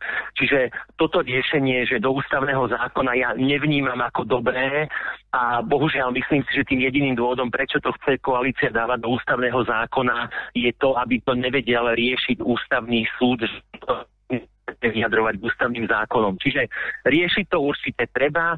My ako strana SAS sme dokonca navrhovali, aby sa urobil nejaký okrúhly stôl, nejaká skutočná debata odborníkov, pretože niečo urobiť treba. Proste medveď skutočne je premnožený, je to nebezpečné, stále viacej sa pohybuje v oblastiach, kde teda fakt, že žijú ľudia. Proste nemôže medveď behať po Mikuláške alebo po Pribiline alebo po akýchkoľvek obciach. To je proste jednoducho fakt nebezpečné a jednoducho úlohou vlády a úlohou štátu je chrániť svojich občanov. To znamená, určite treba riešiť premnoženie medveďa. Podporíte tento zákon? Viete čo, ešte sme ho v podstate ani zásadne nevideli a uvidíme, že aké budú ešte pozmeňujúce návrhy. Myslím si, že ako ústavný určite nie, že hľadajme cestu. A myslím si, že inak, že koalíciu aj hľadá, lebo viem, že nakoniec zatiaľ to stiahli, veď tá mimoriadna schôdza ani nebola a rokujú aj... Tak primárne sa predpokladáme... v inom riešení, takže hľadá sa riešenie. Tak my sme sa ako novinári dovtipili, že tá schôdza sa zrušila aj na margo toho, že Petrovi Pellegrinimu zanikol post predsedu parlamentu a tým pádom, že je poverený dočasne aj Peter Žiga a že to bola možno aj tiež jeden z dôvodov tým, že parlament nemá predsedu a dúfame, že teda... Áno, na mimoriadnej schôdzi neviete vymenovať náhradníka, to je tiež pravda. Hej. Musí byť riadna ako teraz na riadnej schôdzi bude prvý bod, bude vlastne nastúpenie nového poslanca. Hej, to je tiež pravda. Takže poďme ďalej, pán poslanec, a ďalšiu otázku máme. Pán Viskupič, ako hodnotíte správanie sa zvoleného prezidenta, čo nepozná zákon? Na to sme už odpovedali. 2 dní pred moratórium. Áno, aj transparentný účet je tu otázka, takže na to sme už odpovedali. Poďme ďalej. Dobrý deň, pán Viskupič. Prečo je pani Kolíková v diskusiách veľmi arogantná, nenávisná a reaguje zlostne? Dá sa diskutovať aj kľudne. Asi sa niečoho bojí? A pýta sa Zdenka. Viete čo, toto skutočne sa treba pýtať kolegyni. Ja teda nevnímam ani, že by bola zlostná, ani, že by nebola arogantná, ale samozrejme ja vnímam to, že každý občan v nás politikov vníma rôzne, čiže tuto si ja ako nejakovsky neviem za kolegyňu odpovedať. Ale teda nezdielam názor pána diváka alebo pána poslucháča, že by to bolo takto. Ale chápem a rešpektujem, že a cítim to vlastne však, veď aj mne chodia spätné väzby, že áno, niektorý občan má radšej kľudnejšiu diskusiu, niekto emotívnejšiu, niekomu vadí to, že je človek príliš akoby impulzívny. Proste každý sme nejaký, viete, aj my politici sme ľudia, nejak sa správame, nejak reagujeme a vlastne však veď voliči sú naši sudcovia, viete, to v tých voľbách vlastne potom, keď sa pozrieme na krúžky a vôbec na výsledok strany, tak to je to naše vysvedčenie, že ako ľudia pri tomto mi napadla výborná doplňujúca otázka na margo prezidentských volieb. Súčasná vláda a vládna koalícia tvrdí, že tie prezidentské voľby, okrem toho, že boli prezidentskými voľbami, tak boli aj takým možno malým referendum na margo tých protivládnych protestov a že ani nie mesiac po vymenovaní novej vlády tu boli veľké protesty proti štvrtej vláde docenta Roberta Fica a ako sú zlí, ako s nimi väčšina národa nesúhlasí.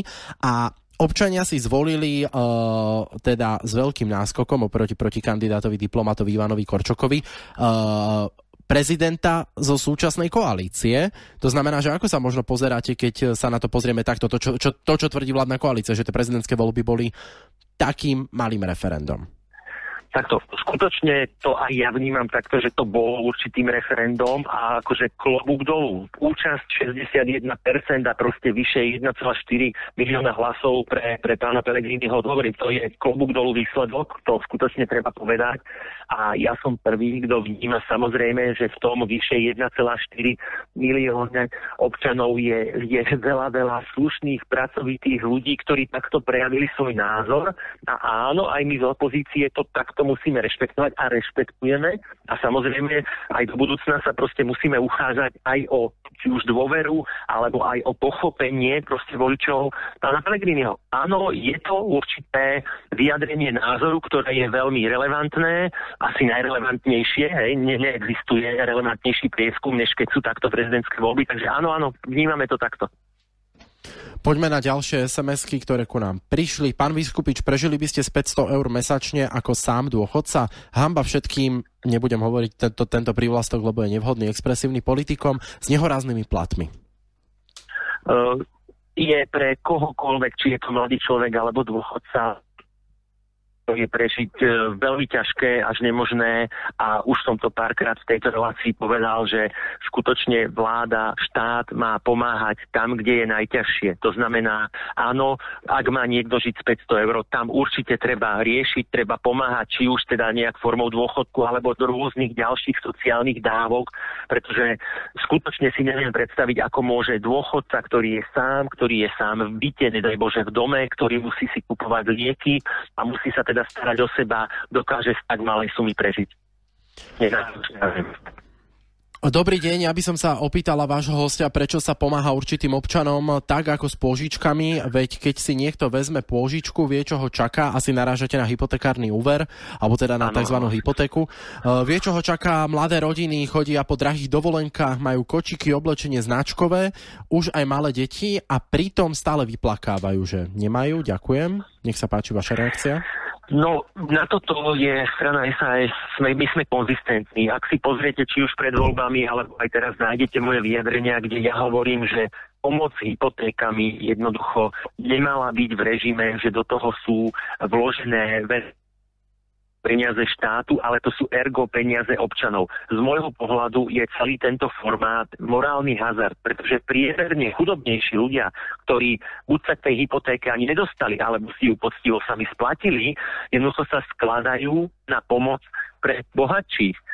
Viete, ja zasa poviem, že áno, je nejaké malé percento, kde sú problémy, ale treba riešiť len tie, pretože, viete, keď sa pozriete na Národnú banku, ona vydáva správu o finančnej stabilite na Slovensku. V tej správe je jasne napísané, že situácia so splácaním hypoték je najlepšia v histórii, že nesplácané je asi 1% hypoték. To znamená, štát a proste zástupcovia štátu by sa mali správať hospodárne a efektívne. A ja hovorím skutočne to, čo pani, že pomoc s hypotékami je nehospodárna a neefektívna a je to morálny hazard a krajina s takým dlhom a s takým deficitom, ako máme my, si ju nevie dovoliť. Čiže toto považujem za populistické riešenie, ktoré teda vzniklo ako plnenie predvolebného sľubu, ale reálne je to morálny hazard a zväčšuje to problém so slovenskými verejnými financiami. Našťastie, ťažko povedať, či našťastie, ale momentálne tá pomoc je ale aj tak zle nastavená, že len málo ľudí akoby dokáže ju vyčerpať a tým pádom ten dosah na verejné financie je relatívne nízky. Ale jednoducho toto nie je cesta. Proste tuto a takto zasa proste nie je to efektívna forma pomoci. S tým, že zasa samozrejme ja vnímam, že môžu byť občania, ktorí majú aj sú, však samozrejme tie úroky stúpli, ktorí majú problémy so splácaním hypoték, ale tam by malo byť riešenie, ktoré sme aj my navrhovali ešte pred voľbami ako strana SAS, že to má byť riešené medzi bankou a klientom, kde teda štát by mal len akoby že garanciu, že tá banka musí v tých kritických prípadoch výjsť v ústretí tomu klientovi problému. Hej? Že toto by bolo riešenie, ktoré by nepožadovalo žiadne verejné financie. Takže čo pani povedala, alebo ja neviem, dopísal teda ten mail, ale je to tak. Poďme na ďalší e-mail. Pani Katarína sa pýta, želá nám pekný deň a chcem sa spýtať vášho hostia, že aký vysoký dôchodok by podľa Sasky mal dostávať slovenský dôchodca, nech povie sumu, alebo aspoň minimálny, maximálny. A pozdravuje nás. Tak skúste povedať, že aký by bol podľa vás, alebo priemerný možno, dôchodok každého slovenského starobného dôchodcu. No, viete čo, v prvom treba samozrejme, dôchodky majú svoje pravidlá, proste ako sa vypočítavajú a prvý pilier je teda viac solidárny ako zásluhový, takže to je jedna vec, že v tom prvom pilieri je tá solidárnosť tým zásadným parametrom. Hej. Napríklad, ak teda ste dobre zarábajúci človek a máte napríklad teda sociálne odvody odvádzate až do výšky 7-násobku priemernej mzdy, hej, do sociálnej poisťovne, ale váš dôchodok skončí len pri 3-násobku. Hej. Čiže vlastne solidárne svojimi odvodmi jasne pomáhate ostatným a nikdy za to ten svoj dôchodok nedostanete. Čiže to je jeden parameter. Potom je druhý pilier, kde teda je viac zásluhovosť, to znamená, človek si šetrí na svojom dôchodkovom účte a teda čím má väčšie odvody, tým si tam našetrí viac peňazí a tým pádom aj ten jeho dôchodok z druhého piliera bude vyšší. Potom je samozrejme tretí pilier, ktorý je dobrovoľný, kde si tiež človek môže šetriť do nejakej malej miery, tam prispieva aj zamestnávateľ. A potom je ešte štvrtý pilier, také európske riešenie, ktoré tiež umožňuje vlastne človeku si šetriť na dôchodok aj krížom cez rôzne európske krajiny, keď pracujete v rôznych.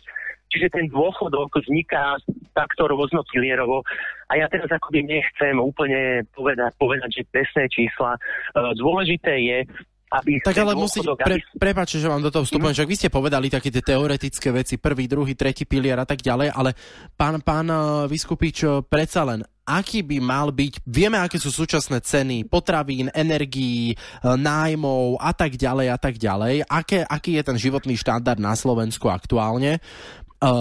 Preto skúste povedať, aký by mal byť podľa vás taký priemerný, nie minimálny, maximálny, lebo to vieme, že to je podľa tých príjmov a tak ďalej, ale koľko by mal mať priemerný dôchodca, ak žije sám a nemá napríklad už svojho manžela, manželku, aby vedel dôstojne vyžiť a mal dôstojnú starobu? Viete, jednu sumu, jedno číslo. Ja vám poviem, akože tuto sa treba baviť štatistikami, hej. Priemerná mzda na Slovensku je okolo 1300 eur, to je, myslím, údaj za minulý rok. 1400 čosi, ak sa nemýlim, je priemerná hrubá mzda, tak nejak. Môže byť, hej. Čiže, viete, toto je priemerná hrubá mzda na Slovensku, no a samozrejme z toho sa vie odvíjať proste nejaký dôchodok. Viete, ja môžem tu povedať akékoľvek čísla, viete, čím poviem vyššie, tým bude dotazovateľ spokojnejší. Ale to všetko musí fungovať z toho, čo vie ekonomika si jednoducho dovoliť. To znamená, asi nemôže byť priemerný dôchodok vyšší ako priemerná mzda, to sa asi zhodneme, že? No a samozrejme preto je dôležité, aby sa človek jednoducho počas svojho pracovného života snažil si ten dôchodok, vlastne si na neho šetriť aj ďalších pilierov, aby ten dôchodok bol čo najdôstojnejší. Ale predsa len sú ľudia na východe Slovenska, kde proste pani v jednote alebo v nejakom lokálnom supermarkete, kde dokladá tovar, má minimálnu mzdu celý život a proste sú lokality a sú slabé regióny Slovenska, pán Viskupič, kde naozaj nemajú ľudia možnosť si viac našetriť do toho druhého piliera, alebo nemajú na to dostatočné príjmy. Tak viete, a nemôže predsa, všetci nemôžu žiť v Bratislave, nebudeme si klamať, hej, alebo v Trnave, alebo v týchto... Nech sa páči. No, veď, ono to je také, že zase ten dôchodok proste sa nejak vypočítava a proste nejaký je, hej. Ja teraz neviem z hlavy, aký je priemerný dôchodok, vlastne to vieme, to je okolo tých 606 eur a samozrejme, proste čím je to menej, tým sa z toho žije ťažšie, hej. Zároveň, ale treba povedať, že a to je tá úloha štátu, že tu je kopu ľudí, ktorí povedzme, že pracovali menej alebo dôchodok ani nemajú, alebo ho majú skutočne minimálny a tam ten štát, viete, tá cesta nie je zvýšiť mu dôchodok, akože zase len, že zvýšiť, lebo potom vlastne akoby zabijete všetkých, ktorí platili viacej, hej. Potom si každý sa povie, že veď na čo som platil, keď to aj tak doplatia. Preto je úloha štátu v týchto ťažkých prípadoch, ktoré sú, akože o tom sa nemusíme baviť, to sa všetci zhodneme, tak tam je potom sociálny systém, ktorý teda rôznymi ďalšími dávkami vie tie financie proste dorovnať tak, aby starý človek, chorý človek mohol dôstojnejšie žiť, hej. Takže toto je samozrejme úloha štátu, aby v takýchto prípadoch proste jednoducho dokázali pomôcť. Viete, a napríklad aj doteraz bola teda 13. dôchodok nebol akože dôchodková dávka, ale sociálna. A tá bola robená presne tak, že bola teda od 50 eur pre dôchodcov s vysokými dôchodkami po 300 eur pre dôchodcov s nízkymi dôchodkami. Čiže viacej sa pomáhalo tým, ktorí to potrebujú. Viete, teraz sa to nahradilo, že všetkým rovnako. To znamená, že tomu, kto to nepotrebuje, ste vlastne pridali 550 eur a tomu, kto to potrebuje, ste pridali len 300. Hej?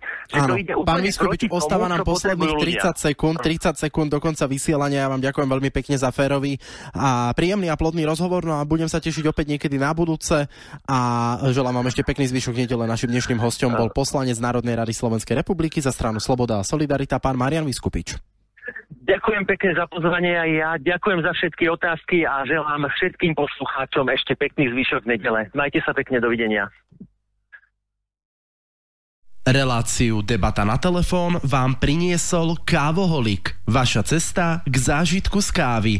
Viac na www.kavoholik.sk. V tejto relácii boli použité reklamné informácie. Rádio Frontinus